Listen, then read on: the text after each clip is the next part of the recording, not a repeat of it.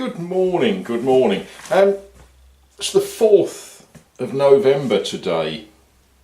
I think it's the 4th of November today. It was the 3rd yesterday, so I guess it is. French Hornby locomotive, O gauge. Lovely thing, isn't it? Oh, excuse me, frog in the throat. It's O gauge, which means it's quite a good size. Just to show you what that's all about, that's O gauge, this is double O gauge. Okay, but that's not really what I wanted to talk about today. I wanted to talk about what this represents. And I want to start by reminding everyone that it's that time of year that all around the world people remember the sacrifice of people who gave their lives. I'm not too keen on that phrase, who had their lives taken away in warfare. In England and Wales, Scotland, we have lots of people that wander about our towns and cities selling poppies. I understand that's fairly universal these days, but certainly England, Wales and Scotland, they sell poppies.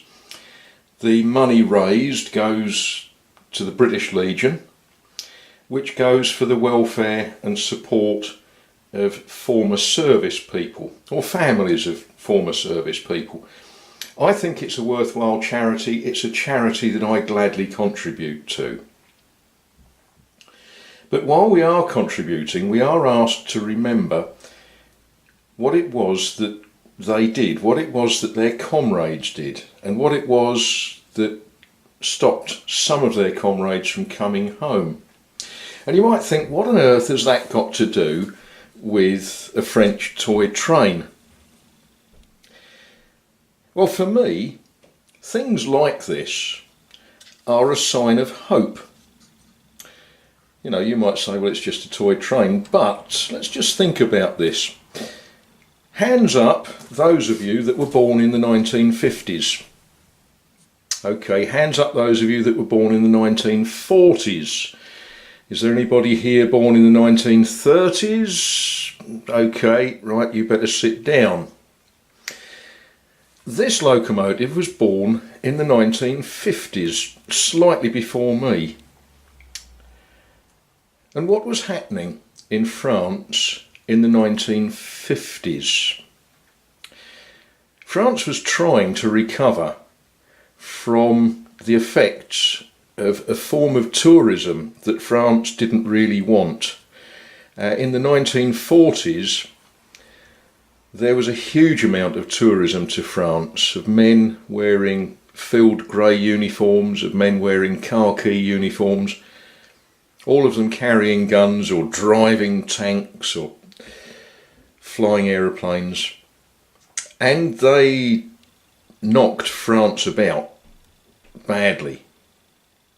And I'm not going to get into the arguments about whether it was liberating or saving or all of those things. The simple truth is, it knocked France very badly. And Germany, and England, and Belgium, and Holland, and Russia, and indeed many other places. So the 1950s, countries were trying to get back on their feet, trying to get back to normality. And part of normal is having toys. Part of normal is playing and having fun.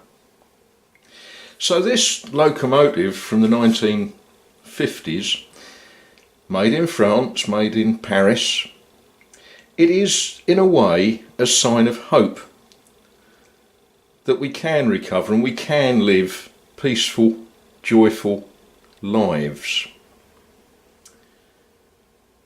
without bombing each other. So there we are. That's a thought for a Saturday morning.